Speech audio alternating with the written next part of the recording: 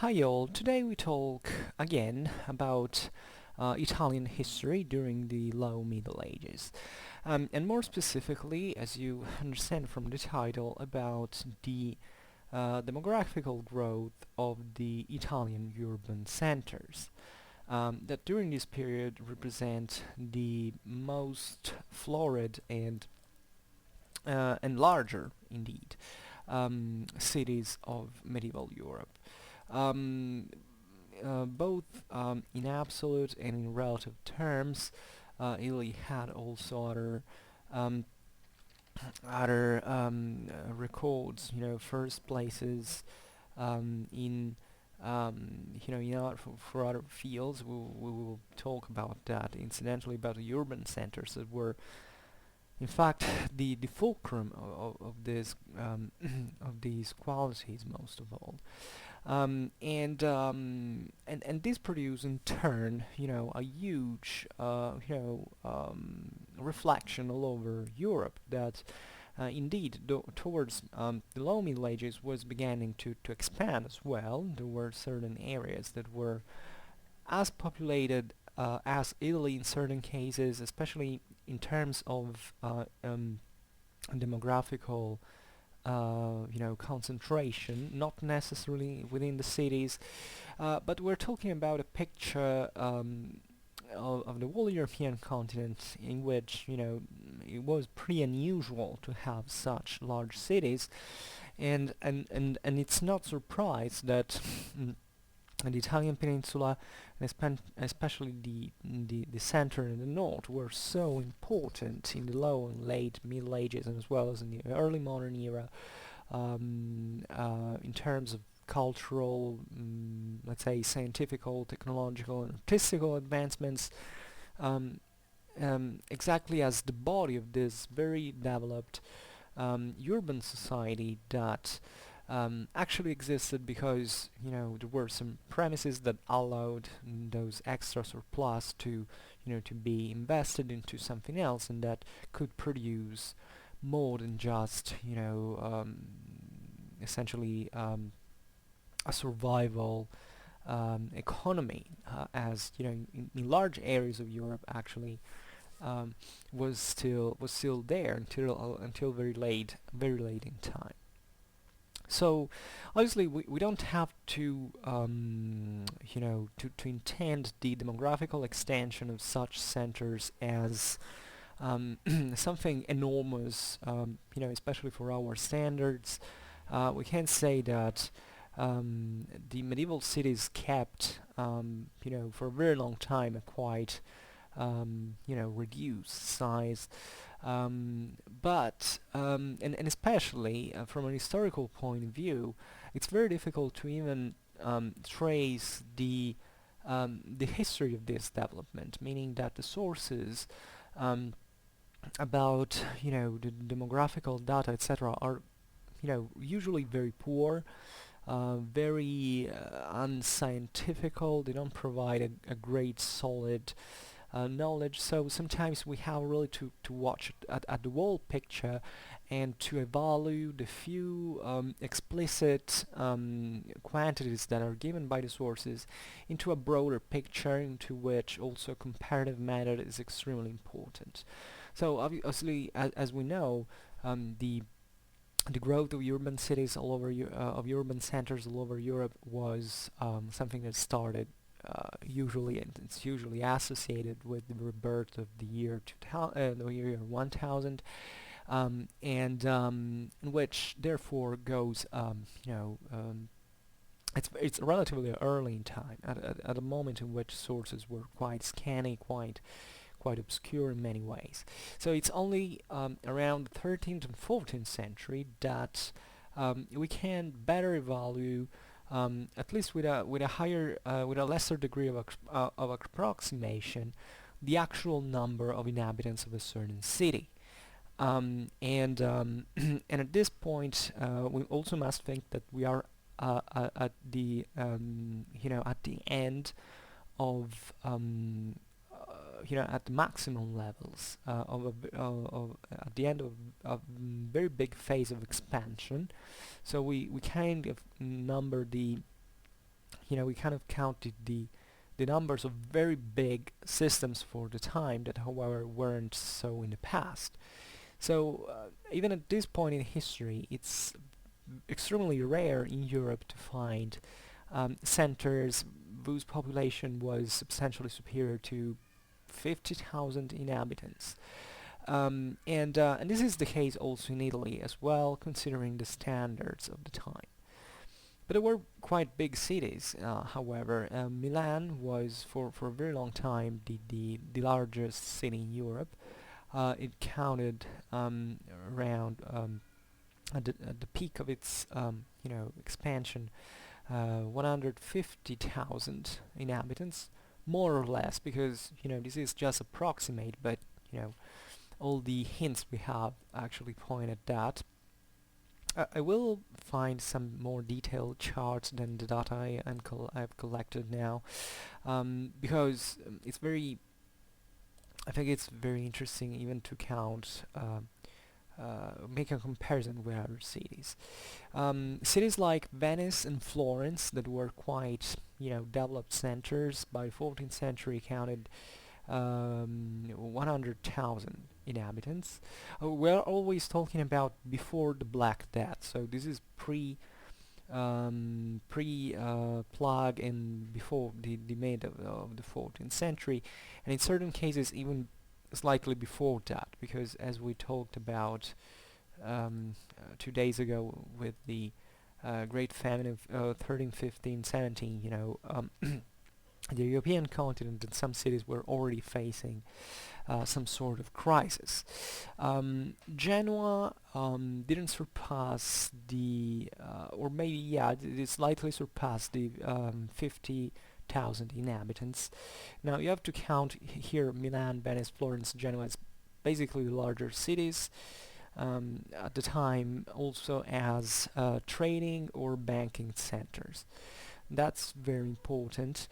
And it's more of a consequence than a cause, meaning that if these centers had developed so much, the credit activities and trade activities, it was because they already had a huge surplus in many ways that could feed more people. So there would be a sort of immigration towards these centers that made them up, demographically speaking. While other centers that had perhaps a more traditional source of income, maybe more land holdings, etc., a more agricultural economy, that's what I mean, obviously were smaller, they had less economical potential, and they didn't reach these numbers. So the central and northern Italian cities that we mentioned now were essentially also the ones in which the Renaissance was born. So initially, exactly for what I was saying at the beginning of the video, in terms of consequences this time. And we have, however, to look at the extraordinary,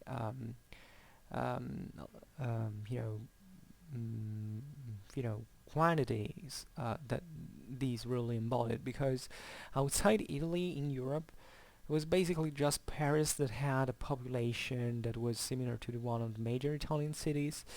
Then there are the Flanders, who have centers like Brugge and Ghent, or Bruges and Gand in French if you want, that reached those levels. But the rest of Europe was pretty much underdeveloped under this point of view, simply because there were fewer and smaller centers, and the economy was, we're talking here in fact about, once again, about major economical centers of Europe. So a bit like today, I mean, it's not surprising that the wealthier cities in the world are also larger.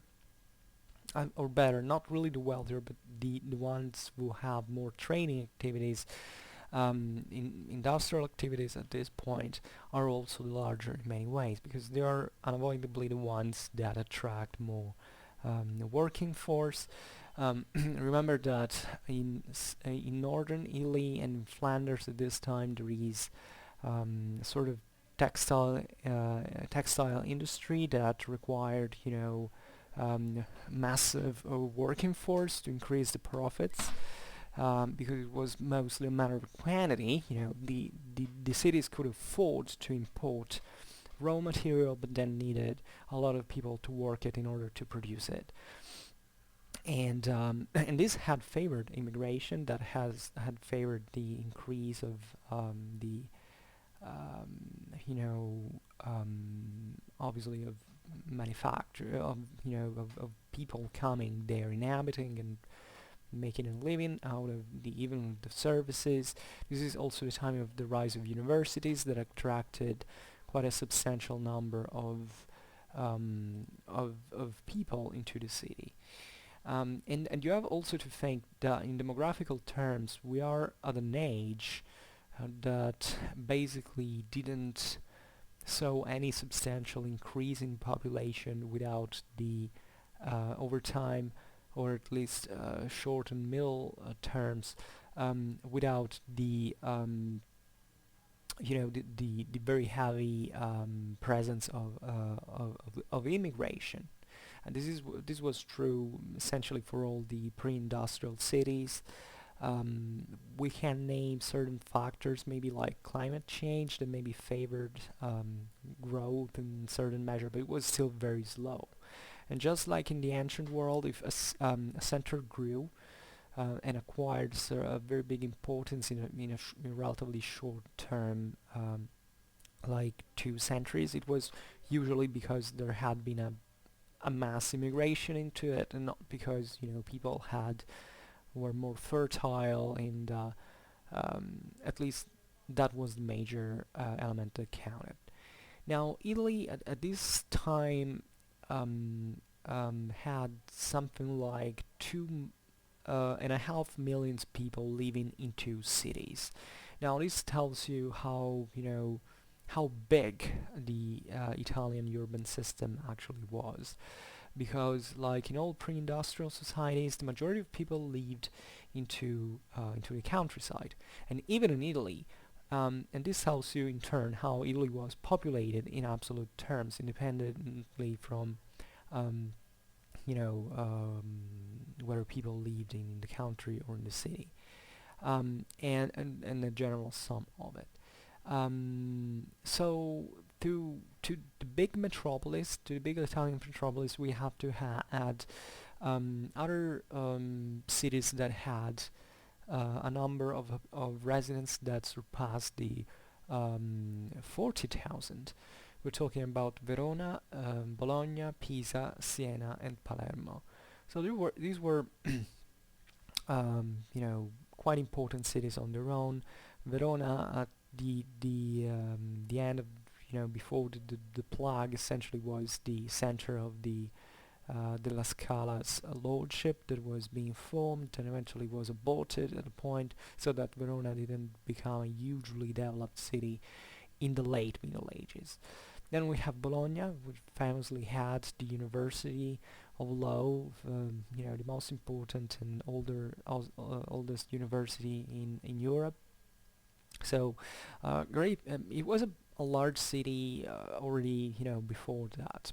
And it's not surprising in the sense that the university was founded there, because evidently it was already a thriving center of economical activities that required a legal knowledge, and the university was born there. So it's kind of explained in many ways.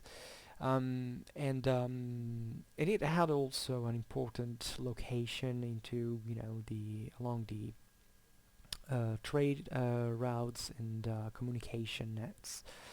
Then Pisa, that was also like was a maritime republic, and it probably played a very big part into its development, just like for Venice and Genoa, that was her rival. And Pisa was indeed very developed. Then Siena. Siena is kind of the major center in southern Tuscany. It had textile production, etc., even though it had a more, let's say, traditional economy in some ways, but it dominated over a large area of southern Tuscany, and it was able to grow at that point. And then Palermo, that is a bit of an exception here because it's in southern Italy, it's in Sicily, the most important city in Sicily. That that kind of usually elude the top. Southern Italian cities weren't as developed at um, at that time as the ones of the central and northern Italy. And this is the time from which, obviously, the south of Italy was starting to lag behind the development of the center and of the north. But it was also, it's not that the Kingdom of Sicily was very poor at that time. It's just that it was a different political and social organization. Essentially, Sicily was a feudal kingdom. It had, however, a certain development in urban centers because even if the kingdom founded by the Normans and eventually strengthened in this feudal direction by the Angevins and the Aragonese, it was still a very fertile, developed place. So cities had been kind of choked by feudalism, but were still out there, especially in a largely coastal environment. Palermo is on the Tyrrhenian Sea and especially located in a very fertile valley, maritime valley just in front of the sea. So these were centers that obviously were needed as also as logistical bases for the port facilities, etc. So it's normally in a way the word developed. And over the 40,000s, we also have the northern Italian cities of Brescia and Cremona, even though we're not really sure about their their their actual size. These were also pretty close cities, and they had an important location. Cremona on the Po river, so fluvial port, and an important point of passage between Lombardy and Emilia, and Brescia instead was important because it was at the base of the a bit like Milan at the base of the Alpine of the valleys, and just like Milan, it was increasingly getting specialized into iron mining and especially the production of weapons and armors. So this would attract people.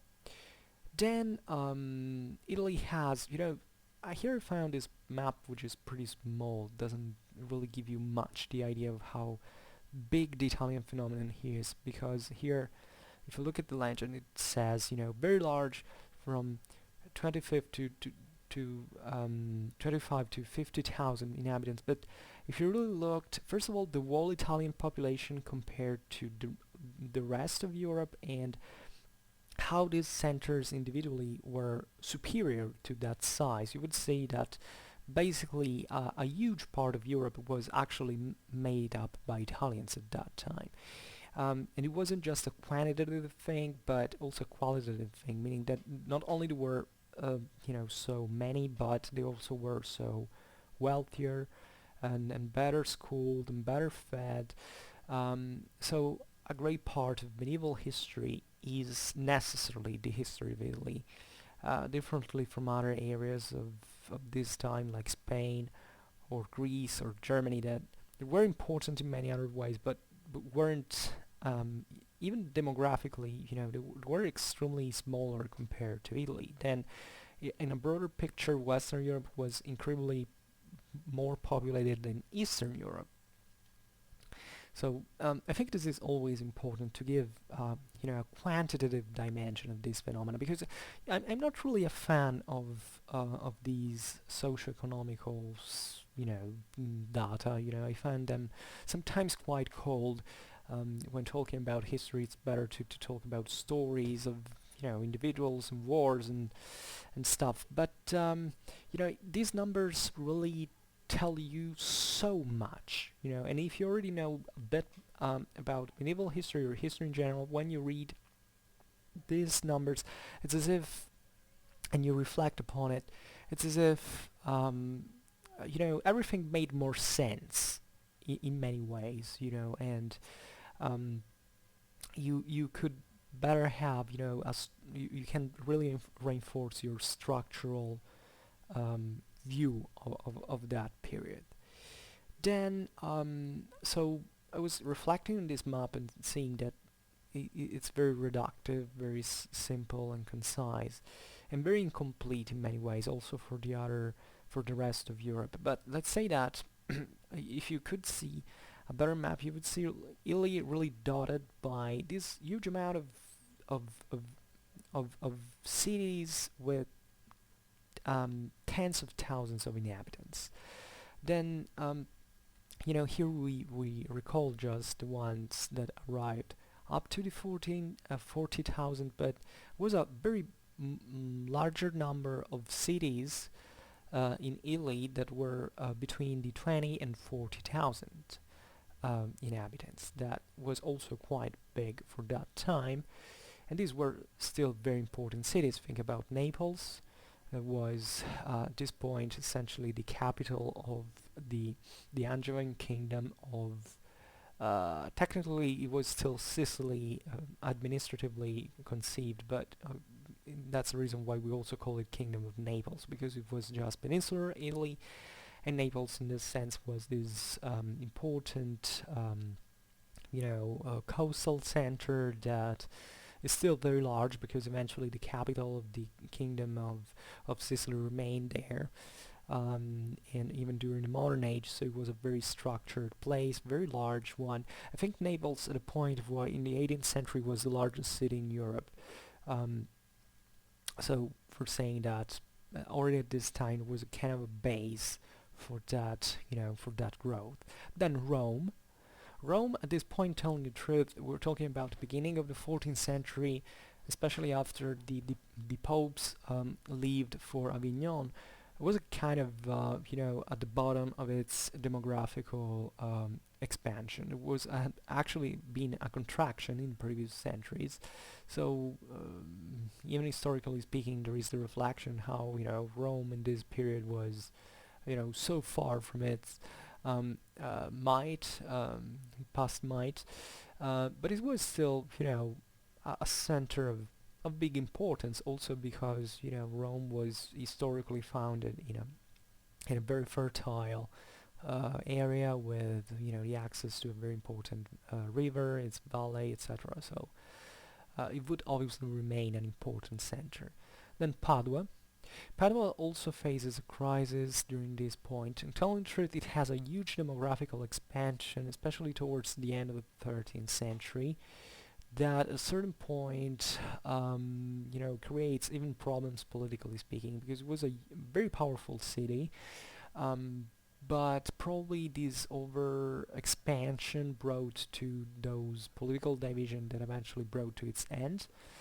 This is the point in which Padua basically gets conquered by the Della Scala lordship and kind of loses some potential. But Padua was an extremely important center. It was even rebuilt eventually after the war against the Della Scala, but the same Della Scala, and towards the late Middle Ages was an extremely important center of humanism.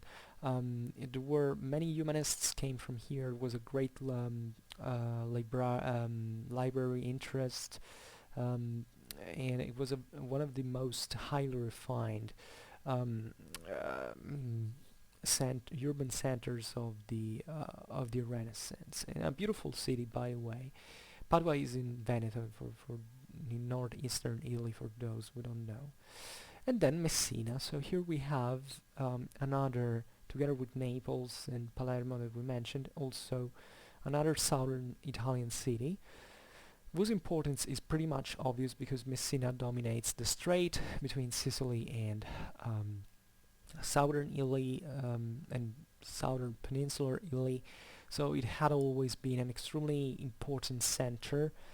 Logistically speaking, it had served for the Crusades to set off Its importance had been increased, even probably it also had brought some economical crisis, because it was obviously at the border between Angevin Naples and Aragonese Sicily. So at that point, since these two branches of the old kingdom were fighting against each other, this port was kind of, the first outpost, the first bulwark, at least coming from mainland Italy in order to invade Sicily.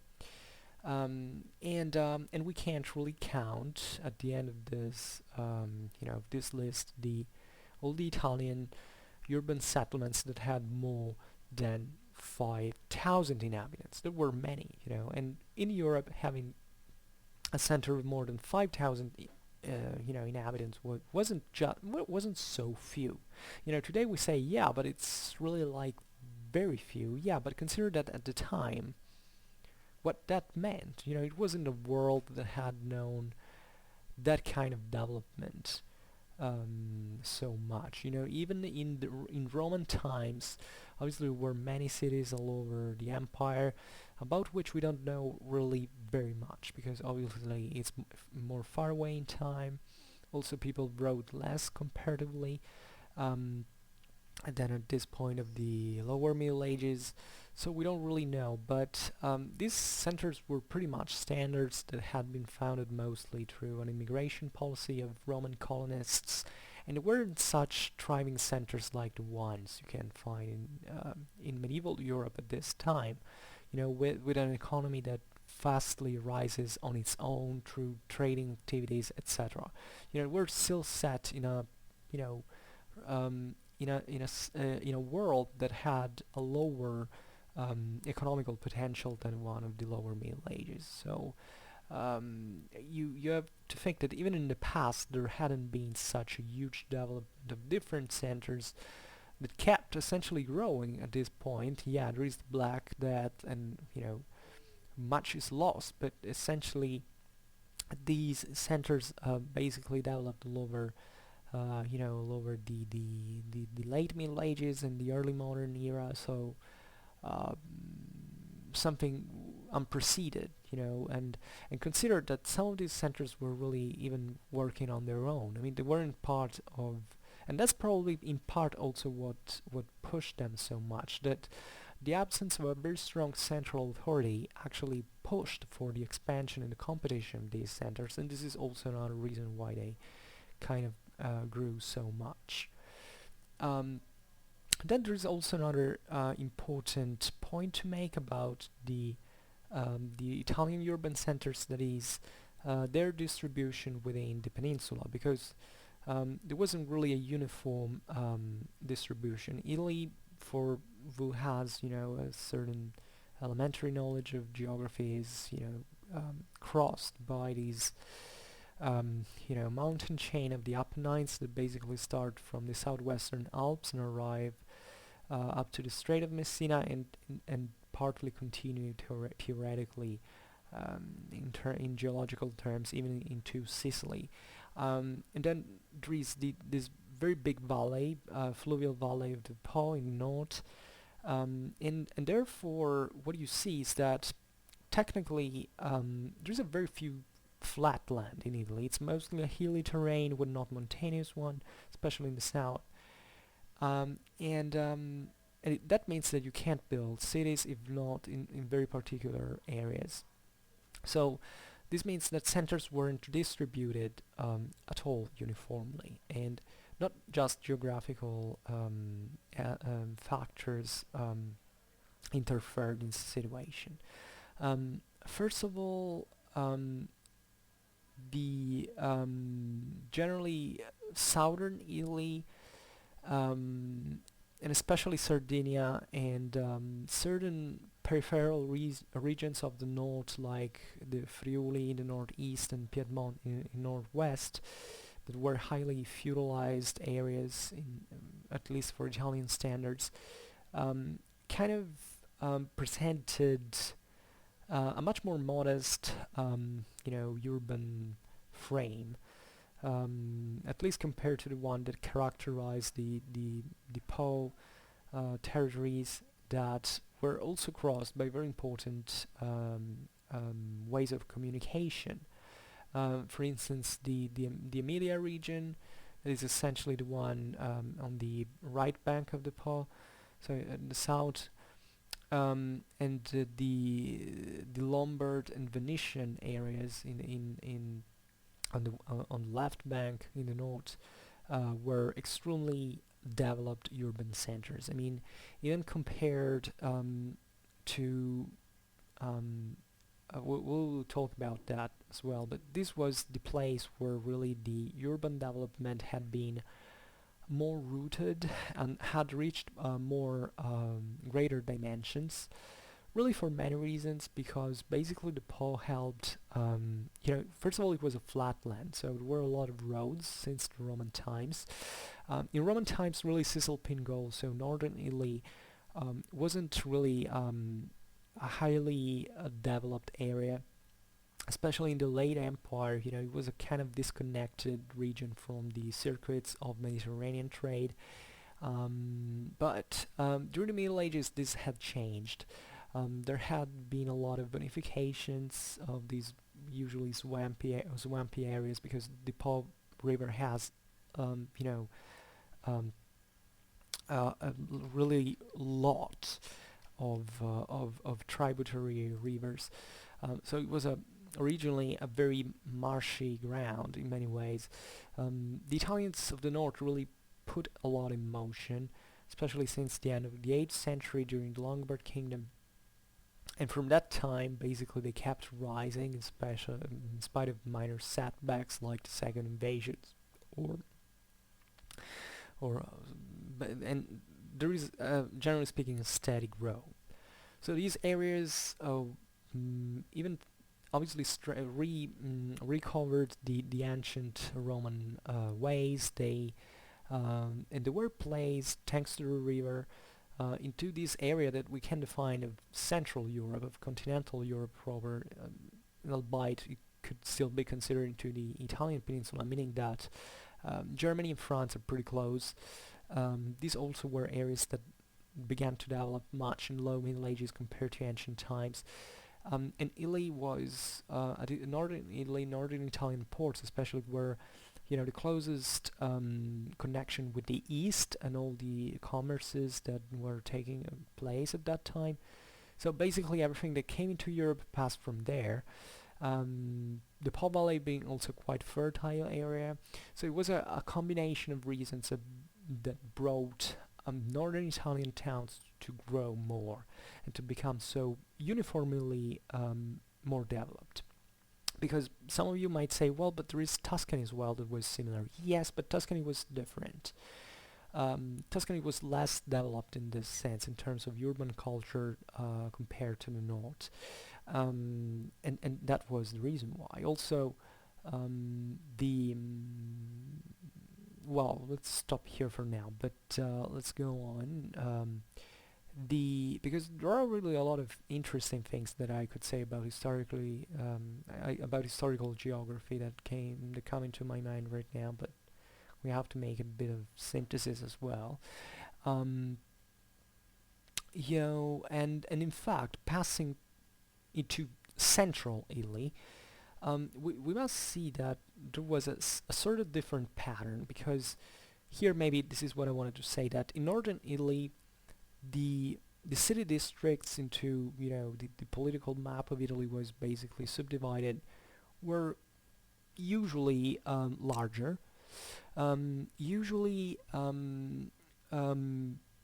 actually drawn by geography, in the sense that here we don't see that, maybe here in the map not so much, but basically all the tributary rivers of the Po basically made a sort of district border that usually stopped with the Po from one side and with the Alps or the Apennines, and depending whether you're in the north or in the south of the Po, made the outer border. So it was kind of this row of city districts that kind of developed, with cities dwelling on their own, quite orderly and at the center of these very fertile areas. Central Italy is radically different because Central Italy is mostly hilly and mountainous. So even the pattern, and you can see that quite clearly from a political map of Italy at this time, were much more irrational, much more irregular in many ways, territorially speaking.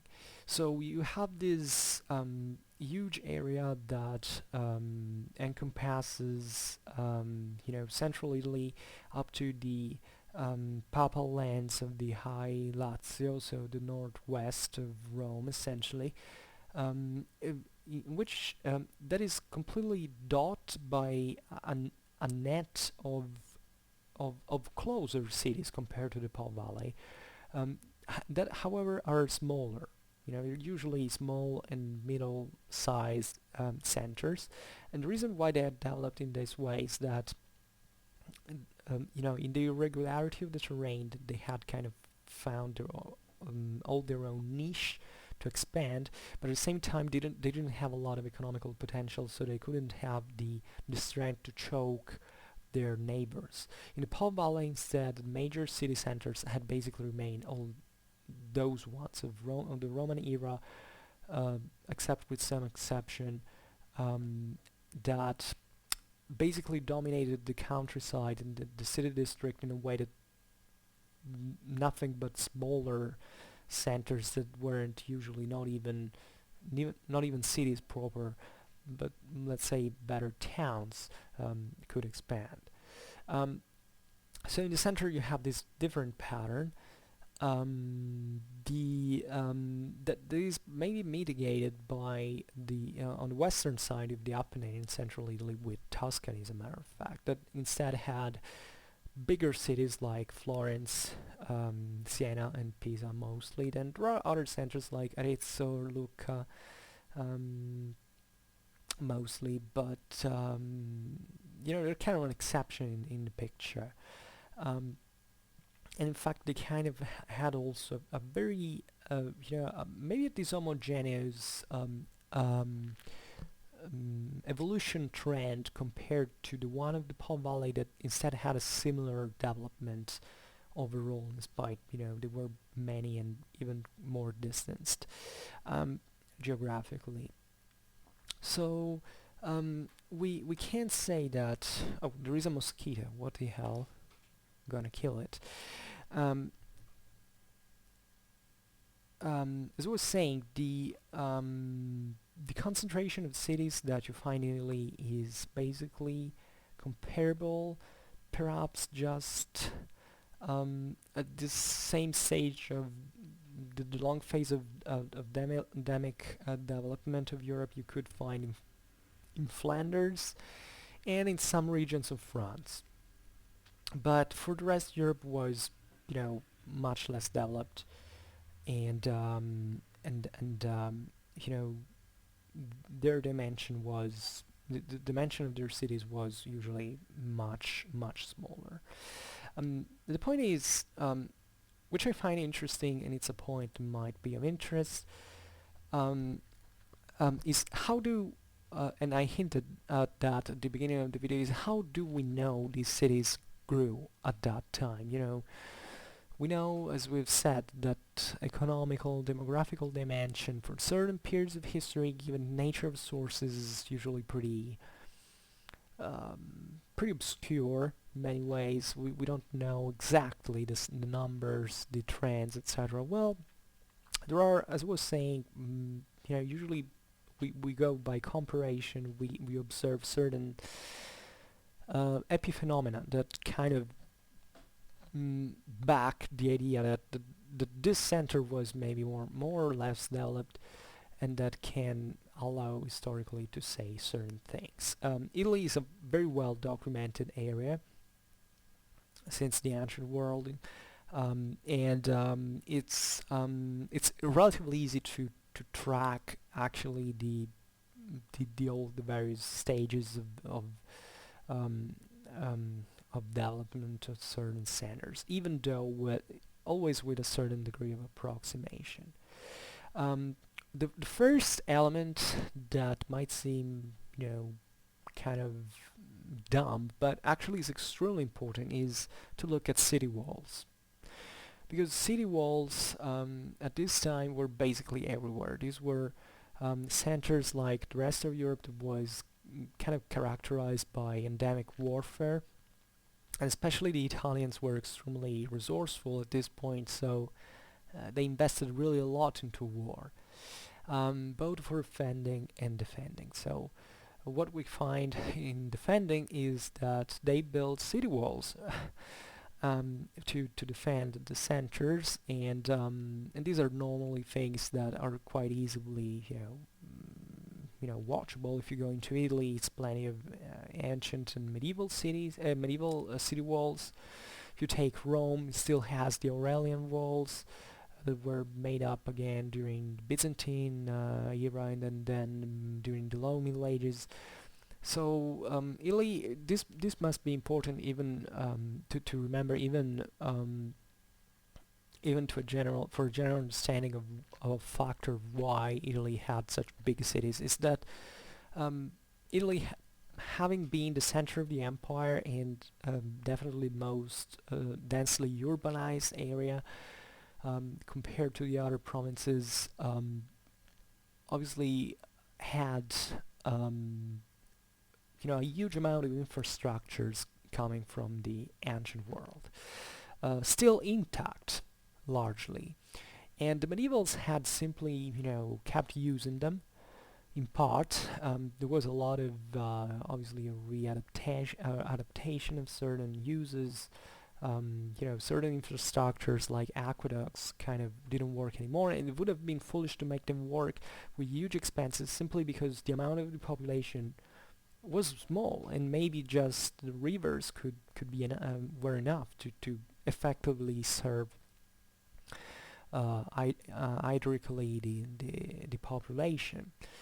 But and Italy was also a very wealthy place in relative terms throughout the whole Middle Ages. So these infrastructures were in part even kept up.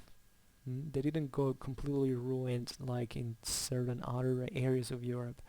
There were also the means to to even maybe build even around them, to incorporate them. Think about the Colosseum in Rome that was used like a fortress, and what a hell of a fortress it was, considering medieval engineering and architecture. Having something like the Colosseum still largely intact was obviously a quite big thing for organizing a military defense. So let's say that the Italian cities are the ones that historically have the greater continuity from the ancient world as centers and demic concentration. Obviously, certain others, most of these cities had kind of shrunk during the early Middle Ages, and the population maybe even shifting the center. It happens often that the forum, or the area that was usually the center of the ancient city, was basically abandoned. Maybe people took refuge on a more hilly or defensible place, or maybe somewhere that was closer to the rivers. This happened in Rome as well. Think about the area of the Campus Martius that was usually not habitated during Roman times, but it came to be in the Middle Ages because the river was there and the aqueducts didn't work anymore. So there are kind of these dynamics that archaeologists know pretty well. But let's say that the whole life usually continued within the old city wall. City walls that were abandoned, there was no way to upkeep them, to guard them. So there is a kind of fortification within the same living centers. The house towers of medieval Italy are extremely famous. And there were even certain areas within the ancient city walls that were kind of populated by wild animals or had forests growing. This happened all over Europe. But it's still important that in Italy, basically, the center remained inside there. There weren't many centers of new foundation. like in other areas of Europe. But even, if you consider France or Western Germany or Spain, this is pretty similar. Even southern England, yeah, kind of the cities, the Roman cities were the ones even on which eventually, the medieval cities developed at this point. Um, but what I wanted to mean is that at a certain point the Italians began to be wealthy enough and resourceful enough, and especially politically free and autonomous enough, because basically the construction of Italian monarchy is aborted at the beginning of the 11th century. The Germans kind of substitute, but they are a very weak presence, or at least they're not capable of really controlling the development of Italian city-states at a point of making them stop. Think about Frederick Barbarossa, that razed Milan to the ground, and then eventually the Milanese rebuilt the city from scratch without significant problems. So it can really make you understand, how these cities eventually began to regrow on themselves from a certain point. And already by the end of the 9th century, like in Milan, in fact, what had been a very important Roman city, even capital of the empire at a point, and others during the 10th century, like Pavia, for instance, that was the ancient Lombard kingdom and also a Roman city. So think about these centuries, centuries that are normally conceived of crisis. The 9th and the 8th and the 10th century were the centuries of the second invasions. And instead, there were centers like these in Italy that were growing essentially, and they were rebuilding city walls. Obviously, partly because of the invasions themselves, but not only, because there is also this prejudice that the cities grew because they kind of, when you find, fortifications, it's normally, here because there were invasions. Not really. You can't build a fortification even to, in an aggressive sense. Meaning that, yeah, obviously they serve to defend, but they serve to defend maybe because they have to become logistical centers for an expansion, not necessarily because someone was going to aggress you, because this is also very common prejudice that encapsulation was due to aggression. No, most of encapsulation was due to something very different, that is the aggressivity of the same centers that were fortified. Europe wasn't definitely the weak actor at this point. It was fraction, it was kind of uncoordinated, but the local resources were kind of there, and this is the proof that between the 11th and 14th century you find in these centers a massive expansion of the cities that could have not been feasible if there hadn't been something structurally very strong and very well founded before. So and what happens normally in Italian towns, that now we're talking about them, is that, but this can go for other cities all over Europe as well, at least the ones of a properly urban tradition, like in Scandinavia there wasn't really a urban tradition as such. I mean, it wasn't.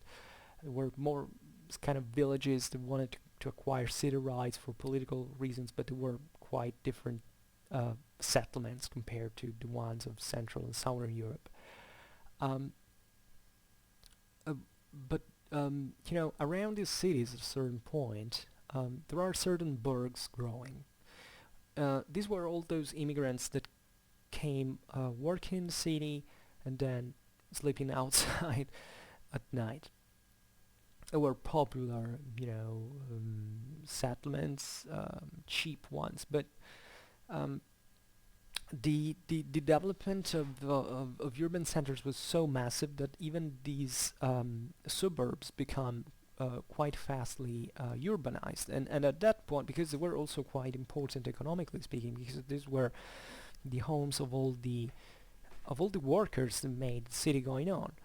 So there is a point um, in which came the necessity to to offer, defense to these new habitatores, like they were called in Latin, that there are literally the inhabitants, with the construction of a further and larger city wall outside the older one, the old ring.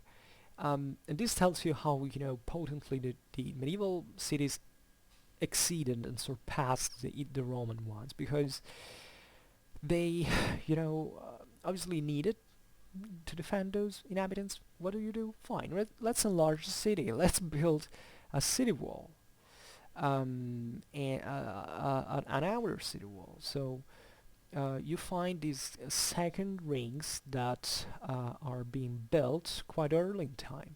Piacenza, which is a very important center on the Po River in Emilia, and turning to it close, in fact, to Lombardy, which is from the other side of the river, and is cruciate on the Frankish road, close to Milan, a very important center. Has the second city walls in 1139. Parma, that is close, bordering the Piacenza district, also a very important center for the Apennine and the Po traffics, builds it in 1169. Bologna, about which we've been talking about, 1177. And in Milan in 1153, and again in Pavia in the beginning of the 13th century. So you see how even homogeneous this phenomenon is in Italy. And already by the 12th century you find such a highly developed, urbanized society that is capable even of building something like that even maybe northern France or England would have costed, was done just by kings. Um, and at the same time, the